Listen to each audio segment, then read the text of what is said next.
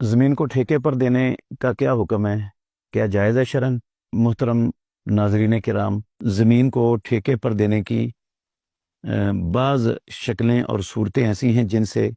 امام الانبیاء محمد الرسول اللہ صلی اللہ علیہ وسلم نے منع فرمایا ہے، روکا ہے۔ وہ صورتیں ٹھیکے پر زمین کو دینے کی جائز اور حلال نہیں ہیں۔ جاہلیت میں ان وجہوں پر، ان صورتوں پر زمین کو ٹھیکے پر لیا اور دیا جاتا تھا، تو آپ صلی اللہ علیہ وسلم نے منع فرما دیا ان سے۔ ان میں سے ایک صورت ہے، زمین کا مالک اپنی زمین ٹھیکے پر دیتا ہے، اور جس کو دیتا ہے اس کے ساتھ ٹھیکہ یہ طے کر لیتا ہے کہ میری زمین میں سے جو ایکڑ نہر کے، کھالوں کے پانی کی گزرگاہوں کے ساتھ ساتھ ہیں ان کی پیداوار میری ہوگی، اور جو اس کے علاوہ ایکڑ ہیں ان کی پیداوار آپ کی ہوگی۔ یہ صورت رسول اللہ صلی اللہ علیہ وسلم نے اس سے منع فرمایا ہے، یہ حلال اور جائز نہیں ہے۔ ایک صورت ٹھیکے پر زمین کو دینے کے حرام ہونے کی، منع ہونے کی، یہ ہے زمین کا مالک ٹھیکے پر دیتا ہے اپنی زمین، اور طے کر لیتا ہے کاشت کرنے والے سے کہ اس زمین میں سے جتنی پیداوار حاصل ہوگی فی ایکڑ اتنی میری ہے اور باقی تیری ہے۔ وہ 10 من، 20 من، 30 من جتنی وہ طے کر لے اپنے لیے، اتنی میری پیداوار ہوگی اور جو باقی بچے گی وہ تیری ہوگی۔ یہ صورت بھی اسلام کے اندر حرام ہے، یہ بھی جائز نہیں ہے۔ اور ایک صورت حرام کی یہ بھی چلتی تھی جاہلیت میں، جس سے امام الانبیاء محمد الرسول اللہ صلی اللہ علیہ وسلم نے منع فرمایا۔ زمین کا مالک وہ مزارع کو کہتا تھا آپ زمین کاشت کرو، اور جو پیداوار آئے گی اس میں سے کچھ حصہ میں رکھوں گا، اور وہ حصہ متعین نہیں کرتا تھا۔ تو یہ صورت بھی حرام ہے۔ یہ تینوں صورتیں اگر عقل مند، شریعت پر نظر رکھنے والے لوگ باریکی سے غور کریں تو ان کو خود ہی سمجھ آ جائے گی کہ اس میں، ان تمام صورتوں میں دھوکہ ہے، اور یہ صورتیں حلال نہیں ہو سکتی ٹھیکے کی۔ جبکہ زمین کو ٹھیکے پر دینا،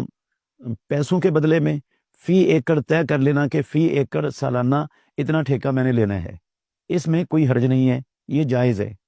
صحیح بخاری شریف کے اندر حدیث ہے، کتاب المساقات والمزارع، حدیث کا نمبر ہے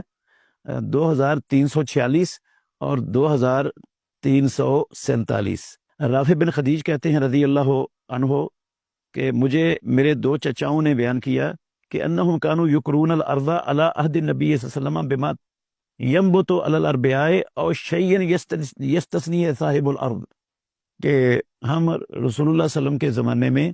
زمین کو جو کھالیوں پر اگتی تھی اس کے بدلے میں ٹھیکے پر دیتے تھے، اور زمین کا مالک کچھ چیز کو مستثنا کر لیتا تھا اس کے بدلے میں ٹھیکے پر دیتے تھے۔ تو فنہا النبی صلی اللہ علیہ وسلم عن ذالک، رسول مکرم صلی اللہ علیہ وسلم نے ہمیں اس سے منع فرما دیا۔ میں نے رافع سے کہا فَكَيْفَ هِيَ بِالدِّينَارِ وَالدِّرْهَمِ، ہم اس کو درہموں اور دیناروں کے بدلے میں، پیسوں کے بدلے میں، اس وقت درہم چاندی کے ہوتے تھے اور دینار سونے کے بنے ہوئے ہوتے تھے، سونے چاندی کے بدلے میں یا درہم و دیناروں کے بدلے میں زمین کو ٹھیکے پر لینا دینا کیسا ہے؟ تو فقال رافع لیس بہا باس بالدینار والدرہم، رافع بن خدیج رضی اللہ عنہ نے کہا کہ درہموں اور دیناروں کے بدلے میں زمین کو ٹھیکے پر دینے میں کوئی حرج نہیں ہے، یہ دی جا سکتی ہے۔ اور حدیث کے ایک راوی ہیں لیث، وہ کہتے ہیں وَكَانَ الَّذِي نُهِيَ عَنْ ذَلِكَ مَا لَوْ نَظَرَ فِيهِ ذُوُ الْفَهْمِ بِالْحَلَالِ وَالْحَرَامِ لَمْ يُجِيزُوهُ لِمَا فِيهِ مِنَ الْمُخَاطَرَةِ،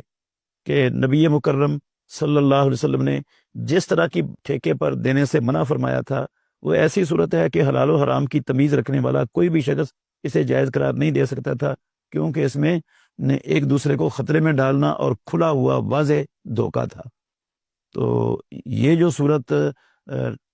متعین پیسوں کے بدلے میں زمین کو ٹھیکے پر لینے اور دینے کی ہے، یہ صحابہ رضوان اللہ علیہ مجمعین پیارے پیغمبر کی زندگی میں کرتے تھے، اور اس سے رسول اللہ صلی اللہ علیہ وسلم نے منع نہیں فرمایا۔ ہمارے معاشرے میں اس وقت ڈاکٹر اسرار صاحب کا جو کلپ چل رہا ہے اس وجہ سے لوگ پریشان ہیں۔ تو ڈاکٹر اسرار صاحب، ان کو احادیث کی صحیح معنوں میں سمجھ نہیں آ سکی، اگر وہ ان ساری احادیث کو جمع کر کے ان پر غور کرتے تو کبھی بھی یہ فتویٰ وہ صادر نہ کرتے جو ان کا کلپ چل رہا ہے۔ ان کا یہ کلپ چونکہ رسول اللہ صلی اللہ علیہ وسلم کی اس صحیح حدیث سے ٹکراتا ہے، اس لیے وہ درست نہیں ہے، غلط ہے۔